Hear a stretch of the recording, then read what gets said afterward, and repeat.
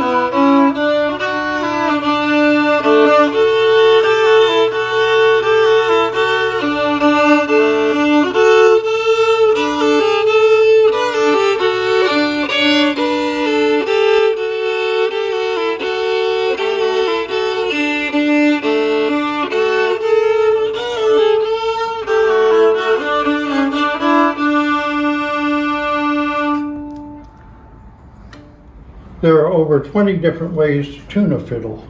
The tuning I am using here is called the standard tuning, or in Norwegian, the vanlig stile. This tuning will accommodate approximately 80% of the music written for the fiddle. In this tuning, this is what the playing strings sound like.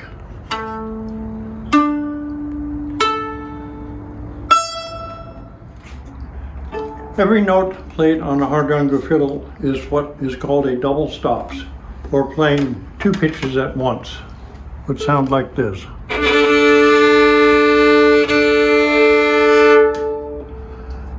Most often that second pitch is an adjacent open string and has the effect of adding a drone sound similar to a Scottish bagpipe. Academic research indicates that the concept for the sympathetic strings was influenced by the viola d'amore from Scotland. This Scottish influence is not surprising, as at that time there was a thriving timber trade between the two countries. This interaction had an influence both on Norwegian folk music and is a source of the sympathetic strings. So the upper strings sound like this, almost like a violin. The understrings sound like this, almost like a harp. The bow plays on the upper strings. The lower strings vibrate on their own in sympathetic vibrations. As you can see, the fiddle is patterned after the conventional European violin with some variations. The tailpiece is flatter and accommodates 8 or 9 strings as opposed to the 4 strings of a violin. The bridge is flatter and more open design to accommodate the 4 strings that go underneath it. The fingerboard has an inlay of bone or mother of pearl, and the entire instrument is decorated with pen and ink scrolling.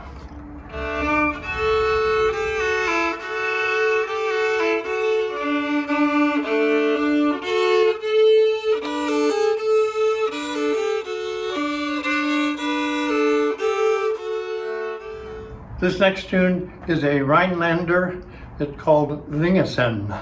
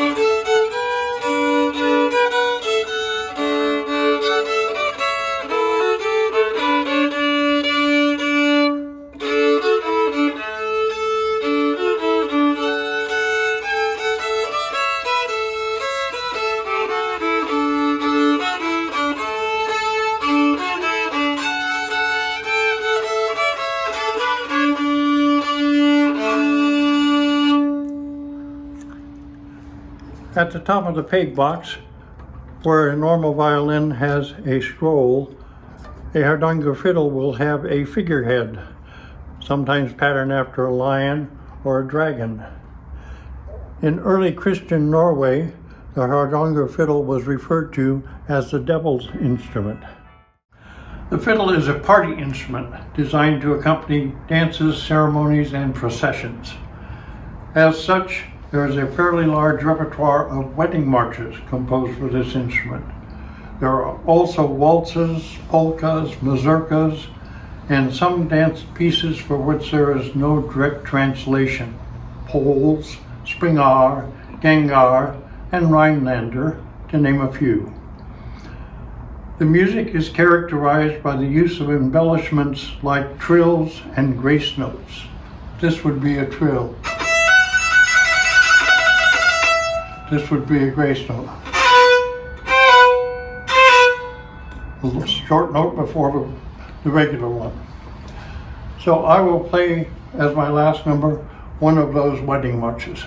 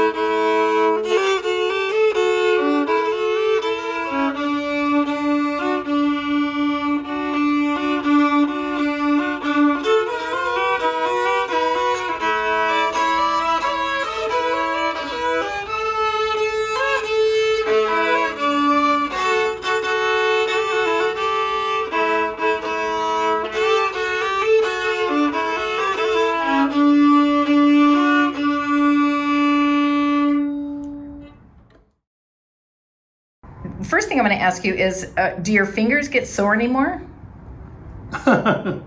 No, not at all. They have like serious calluses on them?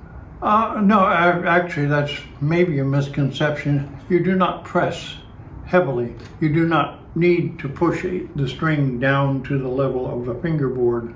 All you're doing is stopping the vibration at a given point. So you do not need tremendous finger pressure.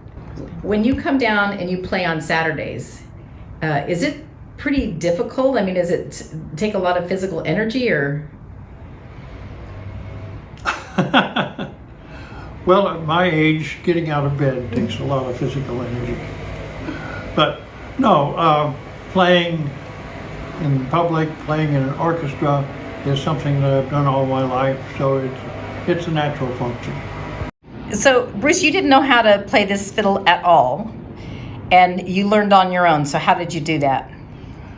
Well, for starters, I began violin lessons at the age of 7. So basically all my life I've played the violin. And as we discussed, this is a similar looking and feeling instrument.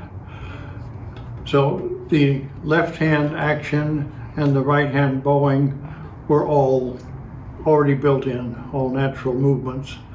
So it's just a matter of learning the oddities and intricacies of this instrument, of playing on 2 strings at once and playing the rhythms of the folk songs.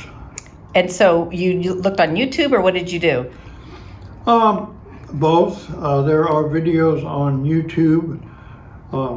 There is a lady from Seattle who I believe has visited the house here in the past. And there's a lady that I did take lessons from via Zoom. She lives in the Washington, D.C. area. She's been playing the fiddle for 40 years or so. So yes, I did have some formal training on it. Do you know approximately like how many people are out there that can actually play this instrument? I do not.